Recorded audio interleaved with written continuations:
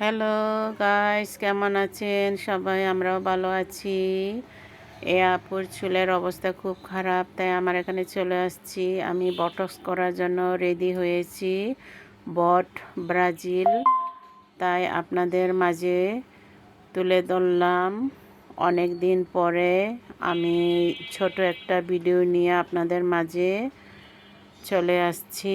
আমি একটু অসুস্থ ছিলাম, আমার গলা বসে গেছে, তাই অনেক দিন ভিডিও আমি দিতে পারি না আপনাদের মাঝে। এটা আমার ফাইনাল লুক। কেমন হয়েছে অবশ্যই জানাবেন।